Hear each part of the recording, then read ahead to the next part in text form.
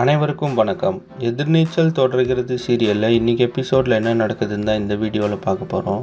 தர்ஷனுக்கும் பார்கவிக்கும் கல்யாணம் பண்ணுறதுக்காக பத்திரிக்கைலாம் எழுதி நாள் குறிச்சிட்டாங்க. அந்த சமயத்தில் ராவண ஆதிகுணசேகரன் ஈஸ்வரி அடிக்கிற வீடியோவை நந்தினிக்கு அமைச்சிருந்தார். அந்த வீடியோவை ஜனனி சக்தி கிட்ட காட்ட போகிறதுக்குள்ளே அவர் அந்த வீடியோவை டெலிட் பண்ணிட்டாரு. இதனால் குழம்பி போன நந்தினி அந்த வீடியோவை பற்றி ஏதாவது தகவல் கிடைக்குமான்னு சொல்லிட்டு மதிவதனியை பார்க்கறதுக்காக மதிவதனி வீட்டுக்கு போகிறாங்க. ஜனனி வீட்டில் இல்லாத சமயமாக பார்த்து கதிரும் ஞானமும் போய் ஈஸ்வரி கிட்ட பேசுகிறாங்க. அப்போ கதிர் சொல்கிறாரு, நம்மளாம் இந்த வீட்டில் ஒத்துமையாக இருக்கணும்னு நாங்கள் நினைக்கிறோம், ஆனால் ஜனனி பண்ணுறது சரியில்லை, நல்ல காரியம் நடக்க போகிற நேரத்தில் ஏதாவது அதை தடை சொல்கிற மாதிரி பண்ணிகிட்டே இருக்கிறாங்க அப்படின்னு சொல்கிறாரு. இதை கேட்ட ஈஸ்வரியும் கொஞ்சம் யோசிக்கிறாங்க. அதுக்கப்புறமா ஞானம் போய் ஈஸ்வரி கிட்ட பேசுகிறாரு. ஜனனி கொஞ்ச நாளாக சரியில்லை, அவங்க ஏதோ புத்தி சரியில்லாத மாதிரி நடந்துகிட்ருக்கா அப்படின்னு சொல்கிறாரு. இதனால் நந்தினி ரேணுகாலாம் ரொம்ப டென்ஷன் ஆகிட்டு கத்துறாங்க. இப்போ ஜனனிக்கு அந்த வீடியோ அமைச்சது ராவணன் தான் எப்போ தெரிய வரப்போகுது.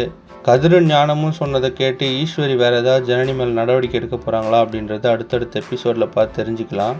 இந்த மாதிரி எதிர்நீச்சல் தொடர்கிறது சீரியல் அப்டேட்ஸ்க்கு நம்ம சேனலை சப்ஸ்கிரைப் பண்ணுங்கள், ஃப்ரெண்ட்ஸ் அண்ட் ஃபேமிலிக்கு ஷேர் பண்ணுங்கள். நன்றி.